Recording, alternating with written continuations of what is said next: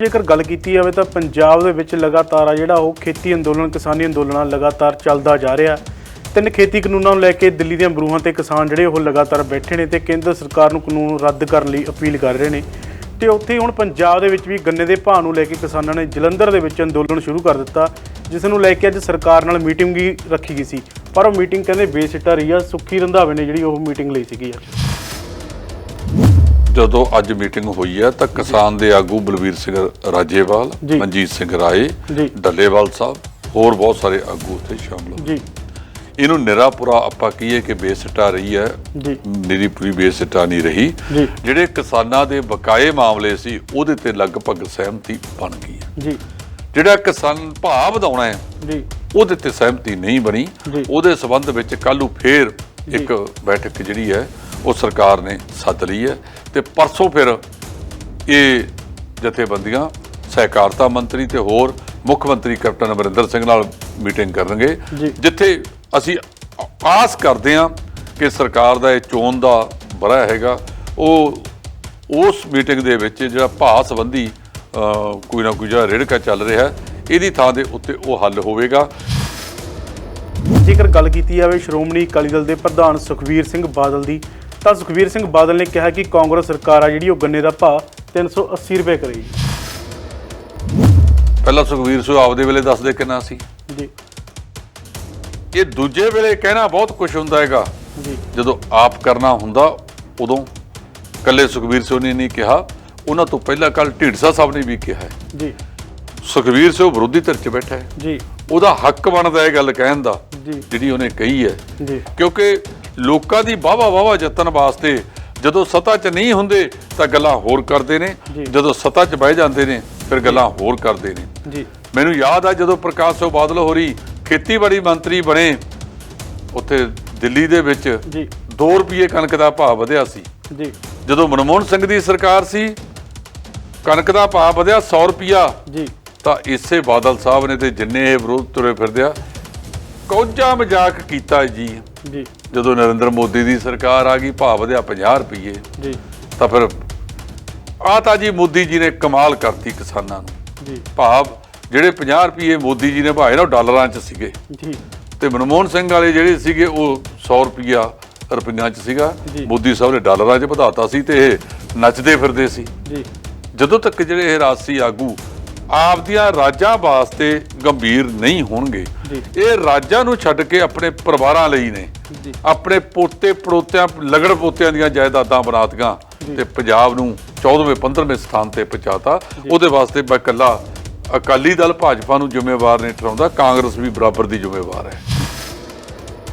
ਜੇਕਰ ਗੱਲ ਕੀਤੀ ਜਾਵੇ ਤਾਂ ਪਿਛਲੀ ਵਾਰੀ ਵੀ ਜਿਹੜਾ ਵਿਧਾਨ ਸਭਾ ਦਾ ਸੈਸ਼ਨ ਹੋਇਆ ਸੀ ਉਹ ਲਾਈਵ ਵੀ ਹੋਇਆ ਸੀ, ਝੋਲੀਆਂ ਮੰਗ ਅੱਡੀਆਂ ਗਈਆਂ ਸੀਗੀਆਂ ਬੇਅਦਬੀ ਦੀਆਂ ਮੰਗਾਂ ਨੂੰ ਲੈ ਕੇ। ਤਾਂ ਉਹਨਾਂ ਦਾ ਕਹਿਣਾ ਸੀਗਾ ਵਾਰ-ਵਾਰ ਕਿ ਜਿਹੜੇ ਬੇਅਦਬੀ ਦੇ ਦੋਸ਼ੀ ਨੇ ਉਹਨਾਂ ਨੂੰ ਸਜ਼ਾ ਦਿੱਤੀ ਜਾਵੇ, ਪਰ ਹੁਣ ਵੀ ਦੁਬਾਰਾ ਮੰਗ ਕੀਤੀ ਜਾ ਰਹੀ ਹੈ, ਕਿਤੇ ਉਵੇਂ ਤਾਂ ਨਹੀਂ ਇਹ ਟਾਲ ਮਟੋਲ ਕੀਤਾ ਜਾਊਗਾ ਦੁਬਾਰਾ ਫਿਰ?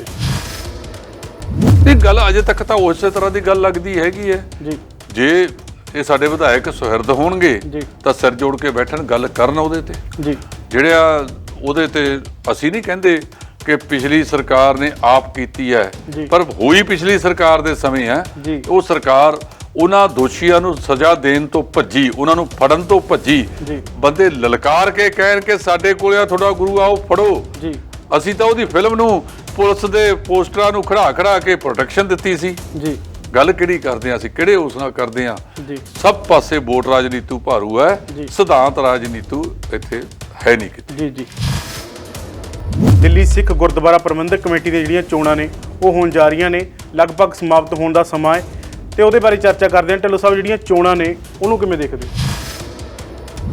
ਦਿੱਲੀ ਗੁਰਦੁਆਰਾ ਪ੍ਰਬੰਧਕ ਬੋਰਡ ਹੈ ਜੀ, ਉਹਨਾਂ ਨੇ ਅੱਜ ਦਾ ਦਿਨ ਜਿਹੜਾ ਚੁਣਿਆ, ਜਾਂ ਤਾਂ ਹਫ਼ਤਾ ਪਹਿਲਾਂ ਕਰਾ ਲੈਂਦੇ ਜੀ, ਜਾਂ ਹਫ਼ਤਾ ਦੇਰ ਨਾਲ ਕਰਾ ਲੈਂਦੇ, ਕਿਉਂਕਿ ਅੱਜ ਰੱਖੜੀ ਦਾ ਤਿਉਹਾਰ ਹੈ ਜੀ। ਇੱਕ ਕਿਸੇ ਨੂੰ ਪਤਾ ਨਹੀਂ ਸੀ ਕਿ ਬਰਸਾਤ ਬਹੁਤ ਜ਼ਿਆਦਾ ਹੋਵੇਗੀ ਜੀ। ਆਪਣੇ ਸ਼ਹਿਰਾਂ ਦੇ ਵਿੱਚ 20-22% mm ਬਰਸਾਤ ਹੋਈ ਹੈ, ਪਰ ਦਿੱਲੀ ਦੇ ਵਿੱਚ 138 ਮਿਲੀਲੀਟਰ ਜੀ ਬਰਸਾਤ ਹੋਈ ਹੈ, ਜਿਹੜੀ ਬਹੁਤ ਜ਼ਿਆਦਾ। ਅਜੇ ਵੀ ਮੌਸਮ ਵਿਭਾਗ ਦੀ ਚੇਤਾਵਨੀ ਆ, ਪੰਜਾਬ ਵਿੱਚ 24 ਘੰਟੇ, ਹਰਿਆਣੇ ਵਿੱਚ 48, ਹਰਿਆਣੇ ਤੇ ਦਿੱਲੀ 'ਚ 48 ਘੰਟੇ ਵੀ ਬਰਸਾਤ ਹੋਰ ਹੋ ਸਕਦੀ ਹੈ। ਹਰੇਕ ਆਪਣੇ ਐਸਸੀਬੀਸੀ ਦੀਆਂ ਵੀ ਚੋਣਾਂ ਹੁੰਦੀਆਂ ਨੇ ਤਾਂ ਦੇਖਿਆ ਜਾਵੇ ਇਹਨਾਂ ਦੇ ਉੱਤੇ ਜਿਹੜੇ ਸਿਆਸੀ ਪਾਰਟੀਆਂ ਨੇ ਉਹ ਜ਼ਿਆਦਾ ਕਾਬਜ਼ ਹੁੰਦੀਆਂ। ਸਿਆਸੀ ਪਾਰਟੀਆਂ ਪਹਿਲਾਂ ਦਖਲ ਨਹੀਂ ਸੀ ਕਰਦੀਆਂ ਜੀ।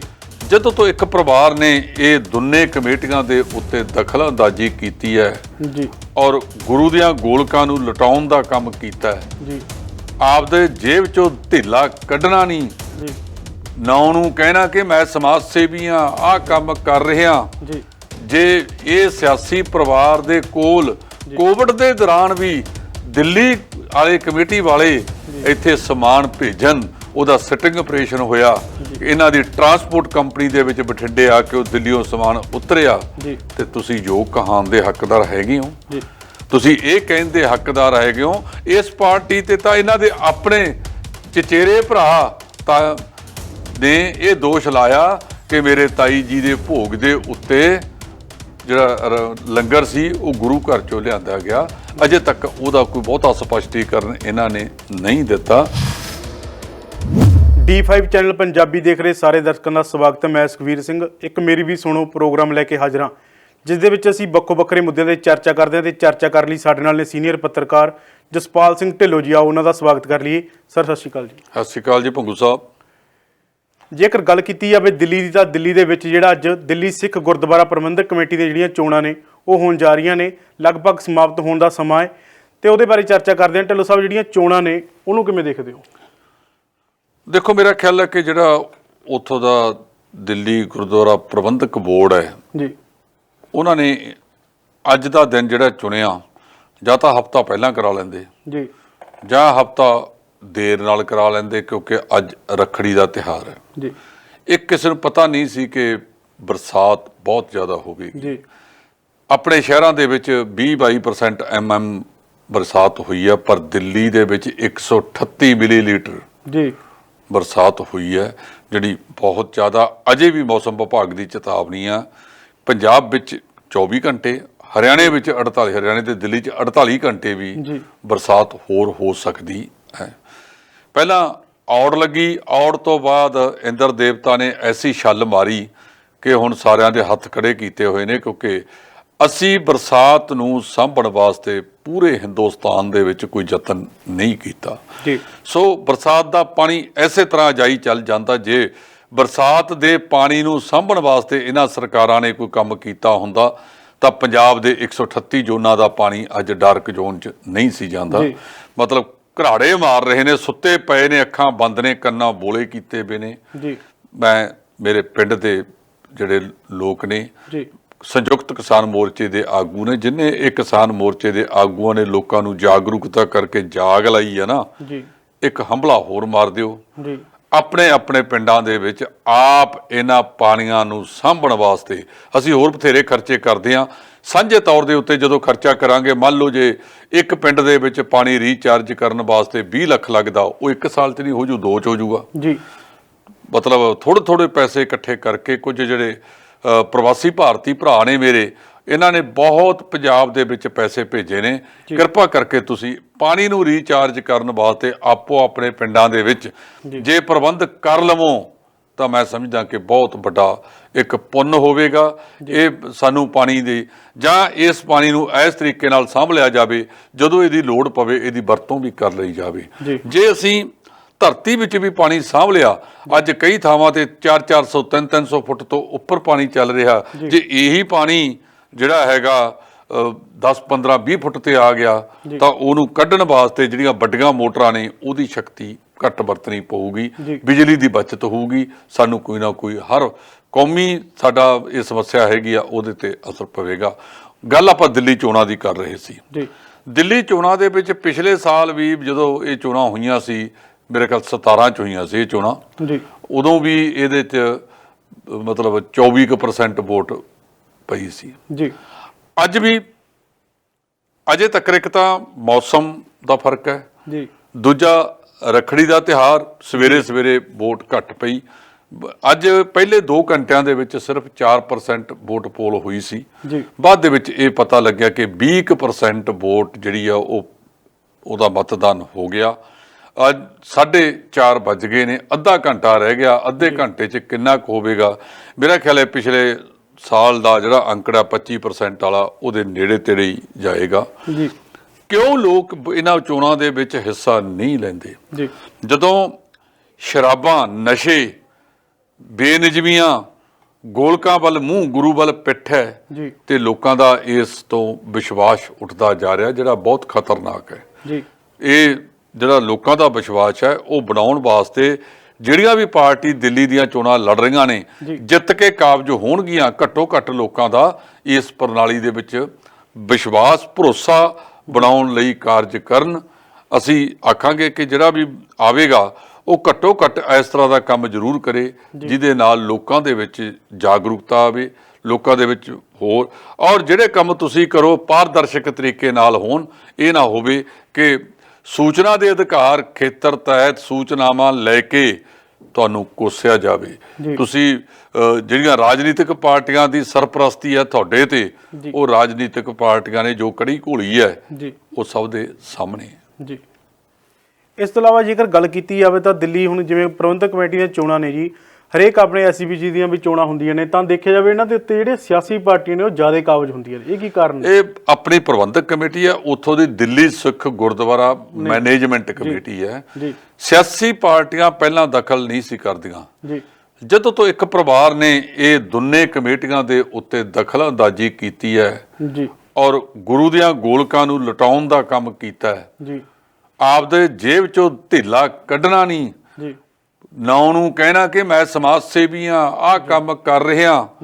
ਜੇ ਇਹ ਸਿਆਸੀ ਪਰਿਵਾਰ ਦੇ ਕੋਲ ਕੋਵਿਡ ਦੇ ਦੌਰਾਨ ਵੀ ਦਿੱਲੀ ਵਾਲੇ ਕਮੇਟੀ ਵਾਲੇ ਇੱਥੇ ਸਮਾਨ ਭੇਜਣ, ਉਹਦਾ ਸਿਟਿੰਗ ਆਪਰੇਸ਼ਨ ਹੋਇਆ, ਇਹਨਾਂ ਦੀ ਟਰਾਂਸਪੋਰਟ ਕੰਪਨੀ ਦੇ ਵਿੱਚ ਬਠਿੰਡੇ ਆ ਕੇ ਉਹ ਦਿੱਲੀੋਂ ਸਮਾਨ ਉਤਰਿਆ, ਤੇ ਤੁਸੀਂ ਯੋਗ ਕਹਾਣ ਦੇ ਹੱਕਦਾਰ ਹੈਗੇ ਹੋ। ਤੁਸੀਂ ਇਹ ਕਹਿੰਦੇ ਹੱਕਦਾਰ ਹੈਗੇ ਹੋ। ਇਸ ਪਾਰਟੀ ਤੇ ਤਾਂ ਇਹਨਾਂ ਦੇ ਆਪਣੇ ਚਚੇਰੇ ਭਰਾ ਤਾਂ ਨੇ ਇਹ ਦੋਸ਼ ਲਾਇਆ ਕਿ ਮੇਰੇ ਤਾਈ ਜੀ ਦੇ ਭੋਗ ਦੇ ਉੱਤੇ ਜਿਹੜਾ ਲੰਗਰ ਸੀ ਉਹ ਗੁਰੂ ਘਰ ਚੋਂ ਲਿਆਂਦਾ ਗਿਆ। ਅਜੇ ਤੱਕ ਉਹਦਾ ਕੋਈ ਬਹੁਤਾ ਸਪਸ਼ਟੀਕਰਨ ਇਹਨਾਂ ਨੇ ਨਹੀਂ ਦਿੱਤਾ। ਇਹ ਜਦੋਂ ਵੱਡੇ ਪਰਿਵਾਰਾਂ ਤੇ ਇਸ ਤਰ੍ਹਾਂ ਦੇ ਮੁੱਦੇ ਉੱਠਣ, ਜਿਹੜਾ ਮੈਨੂੰ ਲੱਗਦਾ ਖਰਬਾਂ ਦੇ ਵਿੱਚ ਜਾਇਦਾਦਾਂ ਬਣਾਈਆਂ ਹੋਣ, ਤਾਂ ਉਦੋਂ ਬਹੁਤ ਮੰਦਭਾਗਾ ਸਿੱਖਾਂ ਨੂੰ ਸੋਚਣਾ ਪਵੇਗਾ ਕਿ ਇਸ ਤਰ੍ਹਾਂ ਦਾ ਕਿਰਦਾਰ ਗੁਰੂ ਸਾਹਿਬ ਨੇ ਤਾਂ ਮਸੰਦ ਫੜ ਕੇ ਸਾੜਤੇ ਸੀਗੇ। ਇਹ ਪਹਿਲਾਂ ਜਿਸ ਤਰ੍ਹਾਂ ਦੀ ਸਥਿਤੀ ਇਹਨਾਂ ਨੇ ਪੈਦਾ ਕਰਤੀ ਹੈ, ਇਹਨਾਂ ਗੁਰੂ ਘਰਾਂ ਦੇ ਵਿੱਚ ਫਿਰ ਇੱਕ ਵਾਰ ਤੋਂ ਉਹ ਸੁਧਾਰ ਦਾ ਡੰਡਾ ਜਿਹੜਾ ਹੈਗਾ ਉਹ ਚੱਲਣਾ ਚਾਹੀਦਾ। ਇਹਨਾਂ ਲੋਕਾਂ ਨੂੰ, ਜਿਹੜੇ ਲੋਕਾਂ ਨੇ ਗੁਰੂ ਵੱਲ ਪਿੱਠ ਦਿਖਾਈ ਹੋਈ ਹੈ ਤੇ ਗੋਲਕਾਂ ਲੁੱਟਣ ਵਾਲੇ ਪਾਸੇ ਸਾਰਾ ਕੁਝ ਕਰ ਰਹੇ ਨੇ, ਇਹਨਾਂ ਨੂੰ ਜੇ ਬਾਹਰ ਨਾ ਕੱਢਿਆ ਤਾਂ ਇੱਕ ਸਮਾਂ ਆਵੇਗਾ ਜਿਹੜਾ ਗੁਰੂ ਦਾ ਐਡਾ ਵੱਡਾ ਸਿਧਾਂਤ ਸੀ। ਗੁਰੂ ਦਾ ਸਿਧਾਂਤ ਸੀ ਕਿਰਤ ਕਰੋ, ਗੁਰੂ ਦਾ ਸਿਧਾਂਤ ਸੀ ਵੰਡ ਛਕੋ, ਗੁਰੂ ਦਾ ਸਿਧਾਂਤ ਸੀ ਨਾਮ ਜਪੋ। ਉਹ ਤੋਂ ਅਸੀਂ ਕਿੰਨਾ ਕੁ ਧਾਰਨ ਕਰ ਰਹੇ ਹਾਂ, ਉਹਦੇ ਤੋਂ ਦੂਰ ਹੁੰਦੇ ਜਾ ਰਹੇ ਹਾਂ। ਇਹ ਤਾਂ ਗੁਰੂ ਸਾਹਿਬ ਦੀ ਦੂਰਅੰਦੇਸ਼ੀ ਸੀ ਕਿ ਉਹਨਾਂ ਨੇ ਜਿਹੜਾ ਹੈਗਾ ਗੁਰੂ ਗ੍ਰੰਥ ਸਾਹਿਬ ਨੂੰ ਗੁਰਤਾ ਗੱਦੀ ਦੇਤੀ, ਲੇਕਿਨ ਇਹਨਾਂ ਨੇ ਉਸ ਗੁਰਤਾ ਗੱਦੀ ਦਾ ਕੀਤਾ ਕੀ ਹੈ? ਉਸ ਗੁਰੂ ਦੇ ਅੰਗ ਮਤਲਬ ਬੇਅਦਬੀਆਂ ਕਰਕੇ ਪੈਰਾਂ ਥੱਲੇ ਵਧੋਲੇ ਗਏ, ਨਾਲੀਆਂ 'ਚ ਸੁੱਟੇ ਗਏ। ਤਾਂ ਅਸੀਂ ਕੋਈ ਮਾੜੀ ਮੋਟੀ ਸ਼ਰਮ ਸਾਡੇ ਪੱਲੇ ਜੇ ਹੈ, ਫਿਰ ਅਸੀਂ ਦੰਦ ਨਾਉਂਦੇ ਤੁਰੇ ਫਿਰਦੇ ਆ ਤੇ ਲੋਕ ਇਹਨਾਂ ਦੇ ਪਿੱਛੇ ਬਹੀਰਾ ਘੱਤ ਤੁਰੇ ਫਿਰਦੇ ਆ। ਇਹਦਾ ਮਤਲਬ ਸਾਡੀਆਂ ਜ਼ਮੀਰਾਂ ਜਾਗਦੀਆਂ ਨਹੀਂ ਹੈਗੀਆਂ। ਸੋ ਜਿਹੜੀਆਂ ਗੁਰੂ ਦੀਆਂ ਗੋਲਕਾਂ ਨੇ, ਗੁਰੂ ਦੀਆਂ ਗੋਲਕਾਂ ਦੇ ਵਿੱਚ ਲੋਕਾਂ ਦੀ ਆਸਥਾ ਦਾ ਪੈਸਾ ਹੈ। ਲੋਕ 10-10, 5-5, 2-2 ਰੁਪਏ ਇਕੱਠਾ ਕਰਕੇ ਉੱਥੇ ਪਾਉਂਦੇ ਨੇ, ਪਰ ਜਿਵੇਂ ਇਹ ਚੋਰ ਮੋਰੀਆਂ ਉੱਥੇ ਲੱਗੀਆਂ ਹੋਈਆਂ ਨੇ, ਇੱਕ ਸਰਸੇ ਵਾਲੇ ਸਾਧ ਨੇ ਮਤਲਬ ਮਾਫੀ ਮੰਗੀ ਨਹੀਂ, ਇਹਨਾਂ ਨੇ ਸਰਕਾਰੀ ਘਰਾਂ 'ਚ ਜਥੇਦਾਰਾਂ ਨੂੰ ਬੁਲਾ ਕੇ ਮਾਫੀ ਮੰਗਾਤੀ। ਜਦੋਂ ਸੰਗਤ ਨੇ ਪ੍ਰਵਾਨ ਨਾ ਕੀਤੀ, ਵਾਪਸ ਲੈਣੀ ਪਈ, ਲੇਕਿਨ ਗੁਰੂ ਦੀ ਗੋਲਕ ਦੇ ਵਿੱਚੋਂ 91 ਲੱਖ ਰੁਪਈਆ ਲੁਟਾਤਾ, ਜਿਵੇਂ ਇਹਨਾਂ ਦੇ ਘਰ ਦਾ ਪੈਸਾ ਹੁੰਦਾ ਹੈਗਾ। ਸੋ ਦਿੱਲੀ ਦੇ ਵਿੱਚ ਵੀ ਅਸੀਂ ਦੇਖਿਆ ਜਾ ਕੇ ਕਿ ਬੇਅਦਬੀ ਵਾਲਾ ਮਾਮਲਾ ਕਾਫੀ ਭਾਰੂ ਪਿਆ ਹੈਗਾ। ਦੂਸਰਾ ਜਿਹੜਾ ਸ਼ਰਾਬ ਤੇ ਦੂਜਾ ਤੁਹਾਡਾ ਪੈਸਿਆਂ ਵਾਲਾ ਮਾਮਲਾ ਉੱਥੇ ਵੀ ਚੱਲ ਪਿਆ, ਇਹ ਘਾਤਕ ਹੈ। ਇਹਨੇ ਗੁਰੂ ਦਾ ਸਿਧਾਂਤ ਬਰਕਰਾਰ ਨਹੀਂ ਰੱਖਣਾ। ਜੇ ਪੈਸੇ ਖਰਚ ਕੇ ਬੰਦੇ ਸ਼ਰਾਬਾਂ ਵੰਡ ਕੇ, ਸਾਨੂੰ ਕੋਈ ਸ਼ਰਮ ਨੇੜੇ ਤੇੜੇ ਦੀ ਲੰਘਦੀ ਹੈ ਕਿ ਇਹਨਾਂ ਚੋਣਾਂ ਦੇ ਵਿੱਚ ਅਸੀਂ ਸ਼ਰਾਬ ਵੰਡੀਏ, ਨਸ਼ੇ ਵੰਡੀਏ, ਇਹ ਬਹੁਤ ਮੰਦਭਾਗਾ। ਸਿੱਖ ਸੰਗਤ ਨੂੰ ਇਹਦੇ ਬਾਰੇ ਸੋਚਣਾ ਚਾਹੀਦਾ ਤੇ ਅਕਾਲ ਤਖਤ ਦਾ ਜਥੇਦਾਰ ਸਮੇਤ ਹੋਰਾਂ ਜਥੇਦਾਰ ਜਿਹੜੇ ਇਹਨਾਂ ਦੇ ਲਿਫਾਫਿਆਂ ਚੋਂ ਨਿਕਲਦੇ ਨੇ ਜਾਂ ਪ੍ਰਧਾਨ ਇਹਨਾਂ ਦੇ ਲਿਫਾਫਿਆਂ ਚੋਂ ਨਿਕਲਦੇ ਨੇ, ਫਿਰ ਉਹ ਜਦੋਂ ਕਾਰਵਾਈ ਕਰਦੇ ਆ ਉਹਨਾਂ ਦੀ ਕਾਰਵਾਈ ਸੰਗਤ ਪ੍ਰਵਾਨ ਨਹੀਂ ਕਰਦੀ। ਕਦੇ ਸੋਚਿਆ ਕਿ ਜਥੇਦਾਰ ਅਕਾਲ ਤਖਤ ਦੇ ਪੁਤਲੇ ਘੜੀਸ ਕੇ ਜੀ ਉਹਨਾਂ ਦੀ ਸ਼ਤਰੌਲ ਕਰਕੇ ਪ੍ਰਕਰਮਾਂ ਲਿਆ ਕੇ ਸਾੜੇ ਜਾਂਦੇ ਹੋਣ? ਇਹ ਸਥਿਤੀ ਕਿਉਂ ਆਈ ਜੀ? ਇਹ ਵਾਪਰੀ ਕਿਉਂ ਸਥਿਤੀ? ਜੀ ਇਹਦੇ ਲਈ ਜ਼ਿੰਮੇਵਾਰ ਕੌਣ ਹੈ? ਜੀ ਅਸੀਂ ਸਾਰੇ ਜ਼ਿੰਮੇਵਾਰ ਹਾਂ। ਜੀ ਅਸੀਂ ਲੋਕ ਜਦੋਂ ਆ ਵੋਟਾਂ ਨੇ, ਵੋਟਾਂ ਦੇ ਵਿੱਚ ਚੰਦ ਲਾਲਚਾਂ ਦੇ ਪਿੱਛੇ ਆ ਕੇ ਵੋਟਾਂ ਪਾਵਾਂਗੇ, ਫਿਰ 5 ਸਾਲ ਤੁਹਾਨੂੰ ਐਸੇ ਤਰ੍ਹਾਂ ਕੁੱਟਣਗੇ ਤੇ ਲੁੱਟਣਗੇ। ਜੀ ਜੀ ਜੀ ਉੱਥੇ ਇੱਕ ਚੀਜ਼ ਹੈਗੀ ਹੈ, ਜੀ 546 ਮਤ ਕੇਂਦਰ ਨੇ, ਜੀ ਪਿਛਲੇ ਸਾਲ ਨਾਲੋਂ 47,000 ਵੋਟਾਂ ਵੱਧ ਗਈਆਂ ਨੇ। ਜੀ ਮਰਦਾਂ ਦੀ ਨਾਲ ਮੁਕਾਬਲੇ ਔਰਤਾਂ ਦੀ ਗਿਣਤੀ ਜ਼ਿਆਦਾ ਹੈ। ਜੀ ਮਰਦ 1,70,000 ਨੇ, ਔਰਤਾਂ 1,71,360 ਨੇ। ਜੀ ਮਤਲਬ ਆ ਜਿਹੜੀ 47,000 ਹੈ, ਇੰਨੀਆਂ ਔਰਤਾਂ ਉੱਥੇ ਜ਼ਿਆਦਾ ਨੇ। ਜੀ ਜੀ ਇਸ ਤੋਂ ਇਲਾਵਾ ਢਿੱਲੋਂ ਸਾਹਿਬ, ਜੇਕਰ ਗੱਲ ਕੀਤੀ ਜਾਵੇ ਤਾਂ ਪੰਜਾਬ ਦੇ ਵਿੱਚ ਲਗਾਤਾਰ ਆ ਜਿਹੜਾ ਉਹ ਖੇਤੀ ਅੰਦੋਲਨ, ਕਿਸਾਨੀ ਅੰਦੋਲਨ ਲਗਾਤਾਰ ਚੱਲਦਾ ਜਾ ਰਿਹਾ। 3 ਖੇਤੀ ਕਾਨੂੰਨਾਂ ਨੂੰ ਲੈ ਕੇ ਦਿੱਲੀ ਦੀਆਂ ਬਰੂਹਾਂ ਤੇ ਕਿਸਾਨ ਜਿਹੜੇ ਉਹ ਲਗਾਤਾਰ ਬੈਠੇ ਨੇ ਤੇ ਕੇਂਦਰ ਸਰਕਾਰ ਨੂੰ ਕਾਨੂੰਨ ਰੱਦ ਕਰਨ ਲਈ ਅਪੀਲ ਕਰ ਰਹੇ ਨੇ। ਤੇ ਉੱਥੇ ਹੁਣ ਪੰਜਾਬ ਦੇ ਵਿੱਚ ਵੀ ਗੰਨੇ ਦੇ ਭਾਅ ਨੂੰ ਲੈ ਕੇ ਕਿਸਾਨਾਂ ਨੇ ਜਲੰਧਰ ਦੇ ਵਿੱਚ ਅੰਦੋਲਨ ਸ਼ੁਰੂ ਕਰ ਦਿੱਤਾ, ਜਿਸ ਨੂੰ ਲੈ ਕੇ ਅੱਜ ਸਰਕਾਰ ਨਾਲ ਮੀਟਿੰਗ ਵੀ ਰੱਖੀ ਗਈ ਸੀ, ਪਰ ਉਹ ਮੀਟਿੰਗ ਕਹਿੰਦੇ ਬੇਸਿੱਟਾ ਰਹੀ ਆ। ਸੁੱਖੀ ਰੰਧਾਵੇ ਨੇ ਜਿਹੜੀ ਉਹ ਮੀਟਿੰਗ ਲਈ ਸੀਗੀ ਅੱਜ। ਨਹੀਂ ਦੇਖੋ, ਇਸ ਤਰ੍ਹਾਂ ਨਹੀਂ ਹੈਗਾ ਜੀ। ਜਦੋਂ ਅੱਜ ਮੀਟਿੰਗ ਹੋਈ ਹੈ ਤਾਂ ਕਿਸਾਨ ਦੇ ਆਗੂ ਬਲਵੀਰ ਸਿੰਘ ਰਾਜੇਵਾਲ, ਮਨਜੀਤ ਸਿੰਘ ਰਾਏ, ਡੱਲੇਵਾਲ ਸਾਹਿਬ, ਹੋਰ ਬਹੁਤ ਸਾਰੇ ਆਗੂ ਉੱਥੇ ਸ਼ਾਮਲ ਹੋਏ। ਇਹਨੂੰ ਨਿਰਾਪੁਰਾ ਆਪਾਂ ਕਹੀਏ ਕਿ ਬੇਸਿੱਟਾ ਰਹੀ ਹੈ, ਨਿਰੀ ਪੂਰੀ ਬੇਸਿੱਟਾ ਨਹੀਂ ਰਹੀ। ਜਿਹੜੇ ਕਿਸਾਨਾਂ ਦੇ ਬਕਾਏ ਮਾਮਲੇ ਸੀ ਉਹਦੇ ਤੇ ਲਗਭਗ ਸਹਿਮਤੀ ਬਣ ਗਈ ਹੈ। ਜਿਹੜਾ ਕਿਸਾਨ ਭਾਅ ਵਧਾਉਣਾ ਹੈ ਉਹਦੇ ਤੇ ਸਹਿਮਤੀ ਨਹੀਂ ਬਣੀ। ਉਹਦੇ ਸੰਬੰਧ ਵਿੱਚ ਕੱਲ੍ਹ ਨੂੰ ਫੇਰ ਇੱਕ ਬੈਠਕ ਜਿਹੜੀ ਹੈ ਉਹ ਸਰਕਾਰ ਨੇ ਸੱਦ ਲਈ ਹੈ ਤੇ ਪਰਸੋਂ ਫਿਰ ਇਹ ਜਥੇਬੰਦੀਆਂ ਸਹਿਕਾਰਤਾ ਮੰਤਰੀ ਤੇ ਹੋਰ ਮੁੱਖ ਮੰਤਰੀ ਕੈਪਟਨ ਅਮਰਿੰਦਰ ਸਿੰਘ ਨਾਲ ਮੀਟਿੰਗ ਕਰਨਗੇ, ਜਿੱਥੇ ਅਸੀਂ ਆਸ ਕਰਦੇ ਹਾਂ ਕਿ ਸਰਕਾਰ ਦਾ ਇਹ ਚੋਣ ਦਾ ਵਰ੍ਹਾ ਹੈਗਾ, ਉਹ ਉਸ ਮੀਟਿੰਗ ਦੇ ਵਿੱਚ ਜਿਹੜਾ ਭਾਅ ਸੰਬੰਧੀ ਕੋਈ ਨਾ ਕੋਈ ਜਿਹੜਾ ਰਿੜਕਾ ਚੱਲ ਰਿਹਾ ਇਹਦੀ ਥਾਂ ਦੇ ਉੱਤੇ ਉਹ ਹੱਲ ਹੋਵੇਗਾ। ਕਿਉਂਕਿ ਹਰਿਆਣੇ ਦੇ ਵਿੱਚ ਸਾਡੇ ਮੁਕਾਬਲੇ 25 ਰੁਪਈਆਂ ਦਾ ਫਰਕ ਹੈਗਾ। ਘੱਟੋ ਘੱਟ ਹਰਿਆਣਾ ਛੋਟਾ ਭਾਈ ਹੈ, ਪਰ ਵਿਕਾਸ ਤੇ ਹੋਰਾਂ ਦਰਾਂ ਦੇ ਵਿੱਚ ਹਰਿਆਣਾ ਪੰਜਾਬ ਤੋਂ ਕਿਤੇ ਅੱਗੇ ਲੰਘ ਗਿਆ। ਤਾਂ ਜਿਨ੍ਹਾਂ ਨੇ ਰਾਜ ਕੀਤਾ ਇੱਥੇ, ਆਪਾਂ 84 ਤੋਂ ਬਾਅਦ ਦੀ ਉਹ ਗੱਲ ਕਰ ਲਈਏ, 84 ਤੋਂ ਬਾਅਦ 4 ਵਾਰ ਅਕਾਲੀ, 3 ਵਾਰ ਕਾਂਗਰਸ, ਜਿਹਦੇ ਵਿੱਚੋਂ ਮਤਲਬ ਜਿਹੜੇ 4 ਵਾਰ ਅਕਾਲੀ ਆਏ 84 ਤੋਂ ਬਾਅਦ, 1 ਬਰਨਾਲਾ, 3 ਵਾਰ ਬਾਦਲ ਸਾਹਿਬ ਤੇ 2 ਵਾਰ ਕੈਪਟਨ ਅਮਰਿੰਦਰ ਸਿੰਘ, 1 ਵਾਰ ਸਰਦਾਰ ਬੇਅੰਤ ਸਿੰਘ, ਹਰਚਰਨ ਸਿੰਘ ਬਰਾੜ, ਬੀਬੀ ਰਜਿੰਦਰ ਕੌਰ ਭੱਠਲ, ਜਦੋਂ 2% ਵੋਟਾਂ ਦੇ ਨਾਲ ਹੀ ਸਰਕਾਰ ਬਣੀ ਸੀ। ਸੋ ਕਹਿਣ ਦਾ ਮਤਲਬ ਇਹ ਹੈਗਾ ਕਿ ਇਹਨਾਂ ਨੇ ਜਦੋਂ ਤੋਂ ਹਰਿਆਣਾ ਹੋਂਦ ਦੇ ਵਿੱਚ ਆਇਆ, ਜਿਸ ਤਰੀਕੇ ਦੇ ਨਾਲ ਸਨਅਤ ਹਰਿਆਣੇ ਦੇ ਕੋਲ ਰਹਿ ਗਈ, ਆ ਜਿਹੜੇ ਸੂਬੀ ਬਣਾਉਣ ਵਾਲੇ ਸੀ ਉਹਨਾਂ ਨੇ ਤਾਂ ਤਿਜੌਰੀਆਂ ਭਰ ਲੀਆਂ ਮੋਟੀਆਂ, ਲੇਕਿਨ ਜੋ ਬੇੜਾ ਗਰਕ ਪੰਜਾਬ ਦਾ ਕਰਤਾ ਇਹਨਾਂ ਨੇ ਰਲ ਕੇ, ਉਹ ਅੱਜ ਸਭ ਦੇ ਸਾਹਮਣੇ ਹੈ। ਪੰਜਾਬ ਦੇ ਨੌਜਵਾਨ ਨੂੰ ਕੋਈ ਰਾਹ ਨਹੀਂ ਦਿਖਦਾ। ਆ 3 ਕਾਲੇ ਕਾਨੂੰਨ ਬਣਾ ਕੇ ਨਰਿੰਦਰ ਮੋਦੀ ਨੇ ਜਿਹੜੀ ਖੇਤੀ ਮਾੜੀ ਮੋਟੀ ਤੁਰਦੀ ਸੀ, ਉਹ ਖੇਤੀ ਦਾ ਬੇੜਾ ਗਰਕ ਕਰਨ ਦਾ ਯਤਨ ਕੀਤਾ ਜਾ ਰਿਹਾ ਤੇ ਹਾਲੇ ਦੰਦਨਾ ਰਿਹਾ ਹੈ ਕਿ ਮੈਂ ਕਿਸਾਨਾਂ ਦੀ ਆਮਦਨ ਦੁੱਗਣੀ ਕਰਤੀ। ਉਹ ਦੁੱਗਣੀ ਨਹੀਂ, 200 ਗੁਣੀ ਤੂੰ ਆਪਦੇ ਯਾਰਾਂ ਦੀ ਕਰਤੀ, 200-400 ਗੁਣਾ। ਇਹਨਾਂ ਕਿਸਾਨਾਂ ਨੇ ਤਾਂ ਉਹਦੇ ਚੋਂ ਚੱਕ ਕੇ ਉਹ ਆਪਦੇ ਭਵਿੱਖ, ਆਪਣੇ ਬੱਚਿਆਂ ਦੀ ਲੜਾਈ ਲੜਨ ਵਾਸਤੇ ਲੱਗੇ ਹੋਏ ਨੇ। ਮਤਲਬ ਮਾੜਾ ਮੋਟਾ ਇਹਨੂੰ ਜੇ ਕੋਈ ਸ਼ਰਮ ਪੱਲੇ ਹੋਵੇ ਤਾਂ ਜਿੰਨੇ ਇਹ ਗੱਠ ਆਵਾਜ਼ਾਂ ਕੱਢ ਕੇ ਮੂੰਹ ਪਾੜ ਕੇ ਗੱਲਾਂ ਕਰਦੇ ਨੇ, ਇਹਨਾਂ ਨੂੰ ਸੋਚਣਾ ਚਾਹੀਦਾ। ਬਹੁਤ ਮੰਦਭਾਗੀ ਗੱਲ ਹੈ। ਸੋ ਉਸ ਤੋਂ ਬਾਅਦ ਜਿਹੜਾ ਸੇਕ ਇਹ ਪੰਜਾਬ ਦੇ ਵਿੱਚ ਆਇਆ, ਪੰਜਾਬ ਦੀਆਂ ਕਿਸਾਨ ਜਥੇਬੰਦੀਆਂ ਨੇ ਸੜਕਾਂ ਵੀ ਰੋਕੀਆਂ, ਰੇਲਾਂ ਵੀ ਰੋਕੀਆਂ। ਹਾਲਾਂਕਿ ਕਈ ਗੱਲਾਂ ਦੇ ਵਿੱਚ ਆਪਾਂ ਸਹਿਮਤ ਆ, ਪਰ ਇਹ ਸਥਿਤੀ ਬਣੀ ਕਿਉਂ? ਜੇ ਇਹ ਰਾਜਸੀ ਲੋਕ ਚੱਜ ਚਾਰਦੇ ਹੁੰਦੇ ਤਾਂ ਅੱਜ ਕਿਸਾਨਾਂ ਨੂੰ ਆਹ ਨੌਬਤ ਨਾ ਆਉਂਦੀ।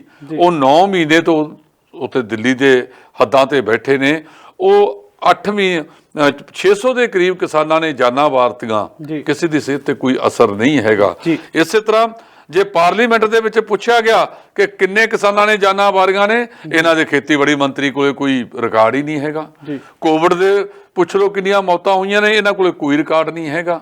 ਇਹ ਆਕਸੀਜਨ ਨਾਲ ਕਿੰਨੀਆਂ ਮੌਤਾਂ ਹੋਈਆਂ ਨੇ, ਕੋਈ ਰਿਕਾਰਡ ਨਹੀਂ ਇਹਨਾਂ ਕੋਲੇ।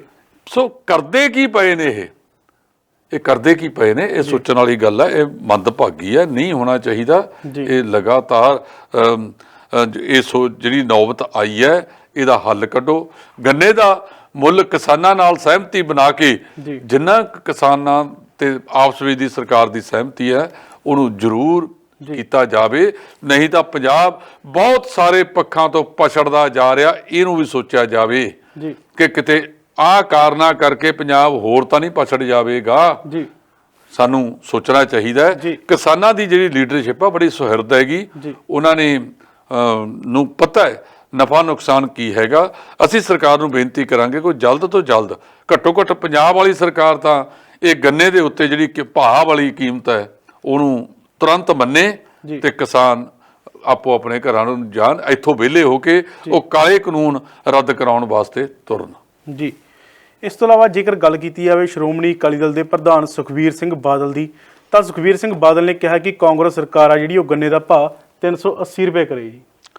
ਪਹਿਲਾਂ ਸੁਖਬੀਰ ਸਿੰਘ ਆਪਦੇ ਵੇਲੇ ਦੱਸਦੇ ਕਿੰਨਾ ਸੀ ਜੀ।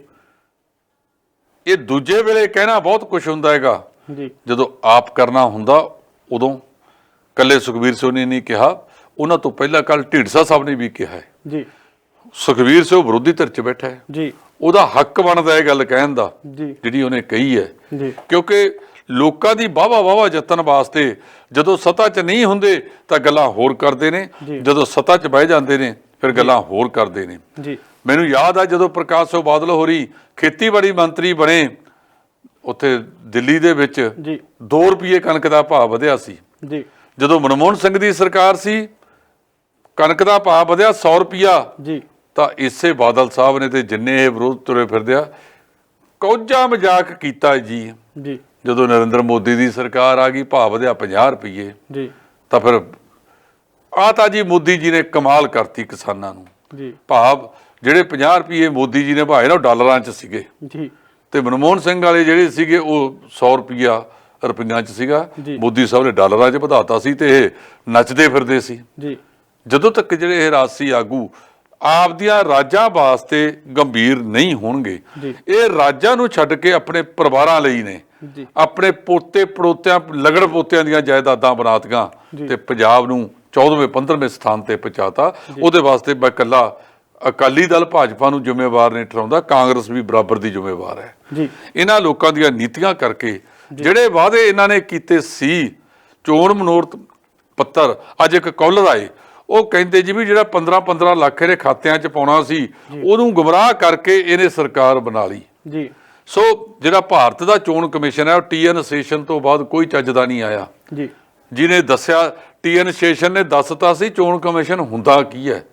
ਚੋਣ ਕਮਿਸ਼ਨ ਇਹਨਾਂ ਦੇ ਚੋਣ ਮਨੋਰਥ ਪੱਤਰਾਂ ਨੂੰ ਕਾਨੂੰਨੀ ਦਾਇਰੇ 'ਚ ਲਿਆਵੇ, ਇਹ ਜੋ ਵਾਅਦੇ ਕਰਨ ਉਹਨੂੰ ਪੂਰੇ ਕਰਨ, ਪਤਾ ਲੱਗੇ ਜੇ ਵਾਅਦੇ ਇਹ ਪੂਰੇ ਨਹੀਂ ਕਰਦੇ ਹੈਗੇ ਤਾਂ ਮੈਂ ਸਿੱਧੀ ਗੱਲ ਕਹਿਣਾ ਇਹਨਾਂ ਦੀ ਮਾਨਤਾ ਰੱਦ ਹੋਵੇ। ਘੱਟੋ ਘੱਟ 10 ਸਾਲ ਇਹਨਾਂ ਤੇ ਪਾਬੰਦੀ ਲੱਗੇ, 2 ਪਲਾਨ ਕਿ ਇਹ ਚੋਣਾਂ ਨਹੀਂ ਲੜ ਸਕਦੇ, ਫਿਰ ਇਹ ਉਹ ਗੱਲ ਕਰਨਗੇ। ਤੀਜਾ, ਹੁਣ ਜਦੋਂ 2022 ਦੇ ਵਿੱਚ ਇਹ ਪਿੰਡਾਂ 'ਚ ਆਉਣ, ਸ਼ਹਿਰਾਂ 'ਚ ਆਉਣ, ਹੋਰ ਆਉਣ, ਇਹਨਾਂ ਤੋਂ ਪੁੱਛਿਆ ਜਾਵੇ ਕਿ ਭਾਈ ਸਾਹਿਬ ਆਹ ਵਾਅਦੇ ਕੀਤੇ ਸੀ ਕਿੱਥੇ ਨੇ। ਲੋਕਾਂ ਦੀ ਮੈਮਰੀ ਛੋਟੀ ਹੈ, ਲੋਕਾਂ ਨੂੰ ਵੀ ਇਹਨਾਂ ਨੇ ਭ੍ਰਿਸ਼ਟ ਕਰਤਾ। ਕੋਈ ਸੂਟ ਵੰਡੀ ਜਾਂਦਾ, ਕੋਈ ਆਹ ਸੋਢੇ ਵੰਡੀ ਜਾਂਦਾ, ਕੋਈ ਚੀਜ਼ ਦਾ ਉਹ ਕਰੀ ਜਾਂਦਾ, ਵੱਧ ਵੋਟਾਂ ਨੇ ਉੱਥੇ ਫਰਿੱਜ ਆ ਜਾਂਦਾ। ਇਹ ਲੋਕਾਂ ਨੇ ਲੋਕਾਂ ਨੂੰ ਗੁੰਮਰਾਹ ਕੀਤਾ। ਇਹਨਾਂ ਨੇ ਦੇ ਗੁੰਮਰਾਹਪਣੇ ਨੇ ਰਾਜਾਂ ਨੂੰ ਬਹੁਤ ਥੱਲੇ ਪਹੁੰਚਾਤਾ। ਕਦੇ ਪੰਜਾਬ ਦੇ ਮੌਜੂਦਾ ਮੁੱਖ ਮੰਤਰੀ ਕੈਪਟਨ ਅਮਰਿੰਦਰ ਸਿੰਘ ਤੇ 10 ਵਾਰੀਆਂ ਸਾਲਾਂ 'ਚ ਲਗਾਤਾਰ 5 ਵਾਰੀਆਂ ਦਾ ਮੁੱਖ ਮੰਤਰੀ ਪ੍ਰਕਾਸ਼ ਸਿੰਘ ਬਾਦਲ ਬੈਠ ਕੇ ਕਿਸੇ ਧਾਰਮਿਕ ਸਥਾਨ ਤੇ ਸੋਚੇ ਕਿ ਸਾਡੇ ਨਾਲੋਂ ਹਰਿਆਣਾ ਅੱਗੇ ਕਿਉਂ ਜਾ ਰਿਹਾ ਹੈ। ਲਗਾਤਾਰ ਹਰਿਆਣਾ ਮੱਲਾ ਮਾਰਦਾ ਜਾ ਰਿਹਾ ਹੈ। ਉਹਨਾਂ ਦੀ ਐਜੂਕੇਸ਼ਨ ਪਾਲਿਸੀ ਸਾਡੇ ਨਾਲੋਂ ਵੱਧ ਆ, ਉਹਨਾਂ ਕੋਲ ਅਧਿਆਪਕ ਵੱਧ ਨਹੀਂ, ਉਹਨਾਂ ਦੇ ਕਾਲਜਾਂ ਦੇ ਵਿੱਚ ਵਿਦਿਆਰਥੀਆਂ ਦੀ ਗਿਣਤੀ ਵੱਧ ਹੈ। ਜੇ ਮੁਕਤ ਕਰਨਾ ਹੈ ਤਾਂ ਸਿੱਖਿਆ ਤੇ ਸਿਹਤ ਨੂੰ ਕਰੋ, ਬਾਕੀ ਸਾਰੀਆਂ ਸਬਸਿਡੀਆਂ ਖਤਮ ਕਰੋ। ਕਿਸਾਨ ਮੰਗਦਾ ਕਿ ਉਹਨੂੰ ਭਾਅ ਦਿਓ, ਉਹਨੂੰ ਭਾਅ ਉਹਦੀ ਲਾਗਤ ਮੁੱਲ ਤੇ ਦਿਓ। ਤੁਸੀਂ 50 ਰੁਪਏ ਜੇ ਭਾਅ ਵਧਾਤਾ ਤਾਂ ਘੱਟੋ ਘੱਟ 2000 ਰੁਪਇਆ ਪ੍ਰਤੀ ਏਕੜ ਉਹਦੇ ਤੇ ਖਰਚਾ ਵਧਾਤਾ ਜੀ। ਕਿਸਾਨ ਦੀ ਆਮਦਨ ਦੁੱਗਣੀ ਕੀਤੀ ਹੈ ਜਾਂ ਉਹਦਾ ਖਰਚਾ ਵਧਾ ਕੇ ਗਲ ਘੁੱਟਿਆ ਜੀ। ਇਹ ਗੱਲਾਂ ਕੀ ਕਰਦੇ ਨੇ ਕਿਸਾਨ। ਸਵਾਮੀਨਾਥਨ ਇੱਕੋ ਗੱਲ ਕਹਿੰਦਾ ਹੈ ਜੀ ਕਿ ਜਿੰਨਾ ਉਹਦਾ ਖਰਚਾ ਹੈ ਉਹਦੇ ਖਰਚੇ ਦਾ ਮੰਨਿਆ ਜਾਵੇ, ਉਹਦੇ ਖਰਚੇ ਨੂੰ ਟੋਟਲ ਜੀ ਉਸ ਤੇ 50% ਮੁਨਾਫਾ ਦਿੱਤਾ ਜਾਵੇ। ਜੇ 25% ਵੀ ਤੁਸੀਂ ਮੁਨਾਫਾ ਦੇ ਦਿਓ ਤਾਂ ਕਿਸਾਨ ਕਦੇ ਖੁਦਕੁਸ਼ੀ ਨਹੀਂ ਕਰੂਗਾ। ਪਹਿਲਾਂ ਕਿਸਾਨ ਖੁਦਕੁਸ਼ੀ ਕਰਦੇ ਸੀ। ਖੁਦਕੁਸ਼ੀ ਦਾ ਕਾਰਨ ਇਕੱਲਾ ਕਰਜ਼ਾ ਇਹ ਨਹੀਂ, ਉਹਦੇ ਹੋਰ ਵੀ ਬਹੁਤ ਸਾਰੇ ਕਾਰਨ ਨੇ। ਪੰਜਾਬੀ ਯੂਨੀਵਰਸਿਟੀ ਪਟਿਆਲਾ ਨੇ ਜਿਹੜੀ ਸਟੱਡੀ ਕਰਾਈ ਹੈ ਉਹਦੇ ਵਿੱਚ ਹੋਰ ਕਾਰਨ ਵੀ ਕਈ ਸਾਹਮਣੇ ਆਏ ਨੇ। ਜਿਹੜੀਆਂ ਫਜ਼ੂਲ ਖਰਚੀਆਂ ਵਿਆਹਾਂ ਦੇ ਉੱਤੇ ਅਸੀਂ ਵੱਡੇ ਵੱਡੇ ਖਰਚੇ ਕਰਨੇ ਸ਼ੁਰੂ ਕਰਤੇ ਸੀ, ਆ ਕੋਵਿਡ ਦੇ ਵਿੱਚ ਘੱਟੋ ਘੱਟ ਉਹਦੇ ਤੇ ਬ੍ਰੇਕ ਲੱਗੀ ਹੈ। ਜੀ ਢਿੱਲੋਂ ਸਾਹਿਬ, ਜੇਕਰ ਗੱਲ ਕੀਤੀ ਜਾਵੇ ਆਮ ਆਦਮੀ ਪਾਰਟੀ ਦੇ ਵਿਧਾਇਕ ਕਰਤਾਰ ਸਿੰਘ ਸੰਧਵਾਂ ਦੀ, ਤਾਂ ਉਹਨਾਂ ਨੇ ਕਿਹਾ ਕਿ ਵਿਧਾਨ ਸਭਾ ਦਾ ਸੈਸ਼ਨ ਸੱਦਿਆ ਜਾਵੇ ਤਾਂ ਉਹਦੇ ਵਿੱਚ ਜਿਹੜੇ 2 ਦਿਨ ਨੇ ਉਹ ਸਿਰਫ ਖੇਤੀ ਮੁੱਦਿਆਂ ਲਈ ਰੱਖੇ ਜਾਣ। ਉਹ ਬਿਲਕੁਲ ਠੀਕ ਕਹਿ ਰਹੇ ਨੇ ਜੀ। ਉੱਥੇ ਖੇਤੀ ਦੇ ਉੱਤੇ ਵਿਚਾਰ ਕੀਤਾ ਜਾਵੇ ਪੂਰਾ। ਪਹਿਲਾਂ ਵੀ ਇਹਨਾਂ ਨੇ ਕੀਤਾ ਸੀ। ਉਹ ਜਿਹੜਾ ਇਹਨਾਂ ਨੇ ਮਤਾ ਪਾਇਆ ਸੀ, ਪਤਾ ਨਹੀਂ ਅਜੇ ਤੱਕ ਉਹ ਗਵਰਨਰ ਨੇ ਰਾਸ਼ਟਰਪਤੀ ਕੋਲ ਭੇਜਿਆ ਵੀ ਹੈ ਕਿ ਨਹੀਂ ਭੇਜਿਆ। ਇੱਥੇ ਚੰਡੀਗੜ੍ਹ 'ਚ ਹੀ ਉਹਦੀਆਂ ਫਾਈਲਾਂ ਘੱਟੇ 'ਚ ਤੁਰੀਆਂ ਫਿਰਦੀਆਂ ਨੇ। 2 ਦਿਨ ਰੱਖੋ, ਕਰੋ। ਮੈਂ ਕਹਿੰਦਾ 2 ਦੀ ਬਜਾਏ ਵੀ 4 ਦਿਨ ਕਰ ਲਓ ਤੁਸੀਂ। ਇਹ ਤੇ ਖੁੱਲ੍ਹ ਕੇ ਵਿਚਾਰਾ ਕਰੋ। ਦੂਜਾ ਨਵਜੋਤ ਸਿੱਧੂ ਕਹਿੰਦਾ ਹੈਗਾ ਕਿ 2 ਦਿਨ ਬਿਜਲੀ ਤੇ ਰੱਖੋ, ਵੀ ਕਿਵੇਂ ਕਿਵੇਂ ਇਹ ਸਮਝੌਤੇ ਕੀਤੇ ਗਏ। ਨਸ਼ੇ ਤੇ ਰੱਖੋ, ਜਿਹੜਾ ਹੋਰ ਬੇਅਦਬੀ ਵਾਲੇ ਮਾਮਲੇ ਤੇ ਰੱਖ ਲਓ। ਸੋ ਜੇ ਇਹਨਾਂ ਨੇ 2 ਦਿਨ ਦੀ ਗੱਲ ਕੀਤੀ ਹੈ ਪਰ ਉਹਦੇ ਵਿੱਚ ਗੱਲ ਹੋਵੇ, ਵਿਚਾਰ ਵਟਾਂਦਰੇ ਕੀਤੇ ਜਾਣ, ਹੁੰਦੇ ਨਹੀਂ। ਇਸ ਲਈ ਮੇਰੀ ਇਸ ਗੱਲ ਦੇ ਵਿੱਚ ਜ਼ੋਰਦਾਰ ਮੰਗ ਹੈ ਕਿ ਪੱਕਾ ਵਿਧਾਨ ਸਭਾ ਦਾ ਸੈਸ਼ਨ ਹੋਵੇ। ਕਿਤੇ ਇਹ ਨਾ ਹੋਵੇ ਜਿਵੇਂ ਆ ਲੋਕ ਸਭਾ ਦਾ ਸੈਸ਼ਨ ਸੀ ਜਿਹੜਾ 19 ਤਰੀਕ ਨੂੰ ਸੱਦਿਆ, 13 ਤਰੀਕ ਨੂੰ ਖਤਮ ਕਰਨਾ ਸੀ, ਉਹ 11 ਨੂੰ ਹੀ ਕਰਤਾ। 20 ਦਿਨਾਂ ਦੇ ਵਿੱਚ ਫਾਹਾ ਵੱਢ ਕੇ ਉਹ ਕੀਤਾ। ਇਸ ਤਰ੍ਹਾਂ ਨਹੀਂ। ਕੋਈ ਸਮਾਂ ਹੁੰਦਾ ਸੀ ਜਦੋਂ ਇਹਨਾਂ ਸੈਸ਼ਨਾਂ ਦੇ ਵਿੱਚ ਭਾਵੇਂ ਵਿਧਾਨ ਸਭਾ ਸੀ ਭਾਵੇਂ ਲੋਕ ਸਭਾ ਸੀ, ਉਹਦੇ ਵਿੱਚ ਤਕਰੀਰਾਂ ਮਤਲਬ ਬਹੁਤ ਅਰਥ ਭਰਪੂਰ ਤਕਰੀਰਾਂ ਹੁੰਦੀਆਂ ਸੀ, ਜਿਹੜੀਆਂ ਹੁਣ ਮਨਫੀ ਹੁੰਦੀਆਂ ਜਾ ਰਹੀਆਂ ਨੇ। ਜਦੋਂ 233 ਬੰਦੇ ਉੱਥੇ ਅਪਰਾਧਕ ਕੇਸਾਂ ਵਾਲੇ ਜਾ ਬੈਠੇ ਤੇ ਫਿਰ ਤੁਸੀਂ ਚੰਗੀਆਂ ਤਕਰੀਰਾਂ ਦੀ ਆਸ ਕੀ ਰੱਖ ਸਕਦੇ ਹੋ। ਇਹ ਮੁਲਕ ਦਾ ਰੱਬ ਰੱਖਾ। ਜੀ ਜੇਕਰ ਗੱਲ ਕੀਤੀ ਜਾਵੇ ਤਾਂ ਪਿਛਲੀ ਵਾਰੀ ਵੀ ਜਿਹੜਾ ਵਿਧਾਨ ਸਭਾ ਦਾ ਸੈਸ਼ਨ ਹੋਇਆ ਸੀ ਉਹ ਲਾਈਵ ਵੀ ਹੋਇਆ ਸੀ। ਝੋਲੀਆਂ ਮੰਗ ਅੱਡੀਆਂ ਗਈਆਂ ਸੀਗੀਆਂ ਬੇਅਦਬੀ ਦੀਆਂ ਮੰਗਾਂ ਨੂੰ ਲੈ ਕੇ। ਤਾਂ ਉਹਨਾਂ ਦਾ ਕਹਿਣਾ ਸੀਗਾ ਵਾਰ-ਵਾਰ ਕਿ ਜਿਹੜੇ ਬੇਅਦਬੀ ਦੇ ਦੋਸ਼ੀ ਨੇ ਉਹਨਾਂ ਨੂੰ ਸਜ਼ਾ ਦਿੱਤੀ ਜਾਵੇ, ਪਰ ਹੁਣ ਵੀ ਦੁਬਾਰਾ ਮੰਗ ਕੀਤੀ ਜਾ ਰਹੀ ਹੈ। ਕਿਤੇ ਉਮੀਦ ਤਾਂ ਨਹੀਂ ਇਹ ਟਾਲ ਮਟੋਲ ਕੀਤਾ ਜਾਊਗਾ ਦੁਬਾਰਾ ਫਿਰ? ਨਹੀਂ, ਗੱਲ ਅਜੇ ਤੱਕ ਤਾਂ ਉਸੇ ਤਰ੍ਹਾਂ ਦੀ ਗੱਲ ਲੱਗਦੀ ਹੈਗੀ ਹੈ। ਜੇ ਇਹ ਸਾਡੇ ਵਿਧਾਇਕ ਸੁਹਿਰਦ ਹੋਣਗੇ ਤਾਂ ਸਿਰ ਜੋੜ ਕੇ ਬੈਠਣ, ਗੱਲ ਕਰਨ ਉਹਦੇ ਤੇ। ਜਿਹੜਾ ਉਹਦੇ ਤੇ ਅਸੀਂ ਨਹੀਂ ਕਹਿੰਦੇ ਕਿ ਪਿਛਲੀ ਸਰਕਾਰ ਨੇ ਆਪ ਕੀਤੀ ਹੈ, ਪਰ ਹੋਈ ਪਿਛਲੀ ਸਰਕਾਰ ਦੇ ਸਮੇਂ ਹੈ। ਉਹ ਸਰਕਾਰ ਉਹਨਾਂ ਦੋਸ਼ੀਆਂ ਨੂੰ ਸਜ਼ਾ ਦੇਣ ਤੋਂ ਭੱਜੀ, ਉਹਨਾਂ ਨੂੰ ਫੜਨ ਤੋਂ ਭੱਜੀ। ਬੰਦੇ ਲਲਕਾਰ ਕੇ ਕਹਿਣ ਕਿ ਸਾਡੇ ਕੋਲ ਆ ਤੁਹਾਡਾ ਗੁਰੂ, ਆਓ ਫੜੋ। ਅਸੀਂ ਤਾਂ ਉਹਦੀ ਫਿਲਮ ਨੂੰ ਪੁਲਿਸ ਦੇ ਪੋਸਟਰਾਂ ਨੂੰ ਖੜਾ ਕੇ ਪ੍ਰੋਟੈਕਸ਼ਨ ਦਿੱਤੀ ਸੀ। ਗੱਲ ਕਿਹੜੀ ਕਰਦੇ ਆ ਅਸੀਂ, ਕਿਹੜੇ ਉਸ ਨਾਲ ਕਰਦੇ ਆ? ਸਭ ਪਾਸੇ ਵੋਟ ਰਾਜਨੀਤੀ ਭਾਰੂ ਹੈ, ਸਿਧਾਂਤ ਰਾਜਨੀਤੀ ਇੱਥੇ ਹੈ ਨਹੀਂ ਕਿਤੇ। ਜੀ ਗੱਲਬਾਤ ਕਰਨ ਲਈ ਢਿੱਲੋਂ ਸਾਹਿਬ ਧੰਨਵਾਦ ਜੀ। ਇਹ ਸਨ ਜਸਪਾਲ ਸਿੰਘ ਢਿੱਲੋਂ ਜੀ, ਜਿਨ੍ਹਾਂ ਨੇ ਪੰਜਾਬ ਦੇ ਤੇ ਹੋਰ ਵੀ ਵੱਖੋ ਵੱਖਰੇ ਮੁੱਦਿਆਂ ਤੇ ਚਰਚਾ ਕੀਤੀ ਹੈ। ਤੇ ਹੁਣ ਦੇਖਣਾ ਇਹ ਹੋਵੇਗਾ ਕਿ ਜਿਹੜੀ ਕਿਸਾਨਾਂ ਦੀ ਕੱਲ੍ਹ ਨੂੰ ਪੰਜਾਬ ਸਰਕਾਰ ਨਾਲ ਮੀਟਿੰਗ ਆ, ਉਹ ਗੰਨੇ ਦੇ ਭਾਅ ਨੂੰ ਲੈ ਕੇ ਕਿਸਾਨਾਂ ਦੀ ਜਿਹੜੇ ਉਹ ਹੱਲ ਨਿਕਲਦੇ ਨੇ ਜਾਂ ਫਿਰ ਨਹੀਂ, ਜਾਂ ਕਿਸਾਨਾਂ ਦਾ ਧਰਨਾ ਜਿਹੜਾ ਉਹ ਜਲੰਧਰ ਦੇ ਵਿੱਚ ਲੱਗੇਗਾ। ਤਾਂ ਇਸ ਤੋਂ ਬਾਅਦ ਕਿਸਾਨਾਂ ਦਾ ਇਹ ਵੀ ਕਹਿਣਾ ਕਿ ਪੰਜਾਬ ਦੇ ਵਿੱਚ ਅਸੀਂ ਪੂਰੇ ਟੂਲ ਟੈਕਸਾਂ ਦੇ ਉੱਤੇ ਪੱਕਾ ਜਿਹੜਾ ਉਹ ਜਾਮ ਲਗਾਵਾਂਗੇ। ਹੁਣ ਦਾ ਇਹ ਤਾਂ ਆਉਣ ਵਾਲਾ ਸਮਾਂ ਦੱਸੇਗਾ। ਇਸ ਦੇ ਨਾਲ ਅਸੀਂ ਹੋਰ ਪ੍ਰੋਗਰਾਮ ਲੈ ਕੇ ਜਲਦੀ ਹਾਜ਼ਰ ਹੋਵਾਂਗੇ। ਤਦ ਤੱਕ ਲਈ ਦਿਓ ਇਜਾਜ਼ਤ। ਧੰਨਵਾਦ। D5 ਚੈਨਲ ਪੰਜਾਬੀ ਹੁਣੇ ਸਬਸਕ੍ਰਾਈਬ ਕਰੋ, ਬੈਲ ਆਈਕਨ ਤੇ ਕਲਿੱਕ ਕਰੋ। ਬਾਣੀ ਗੁਰੂ ਗੁਰੂ ਹੈ ਬਾਣੀ, ਵਿੱਚ ਬਾਣੀ ਅੰਮ੍ਰਿਤ ਸਾਰੇ। ਗਿਆਨੀ ਸਾਹਿਬ ਸਿੰਘ ਜੀ ਸ਼ਾਹਬਾਦ ਮਾਰਕੰਡਾ ਵਾਲਿਆਂ ਨਾਲ ਕਰੋ ਸਿੱਧੀ ਗੱਲਬਾਤ ਤੇ ਜਾਣੋ ਗੁਰਬਾਣੀ ਦੇ ਅਰਥ। ਰੋਜ਼ਾਨਾ ਪਾਠ ਕਰਨ ਵਾਲੇ ਇਹ ਪ੍ਰੋਗਰਾਮ ਜ਼ਰੂਰ ਦੇਖਣ ਤੇ ਗੁਰੂ ਸਾਹਿਬ ਦੀਆਂ ਅਸੀਸਾਂ ਦੇ ਪਾਤਰ ਬਣਨ। ਦੇਖਣਾ ਨਾ ਭੁੱਲਣਾ ਸਾਡਾ ਖਾਸ ਪ੍ਰੋਗਰਾਮ ਗੁਰਬਾਣੀ ਗਿਆਨ, ਐਤਵਾਰ ਸਵੇਰੇ 7 ਤੋਂ 8 ਵਜੇ ਤੱਕ D5 ਚੈਨਲ ਪੰਜਾਬੀ ਤੇ।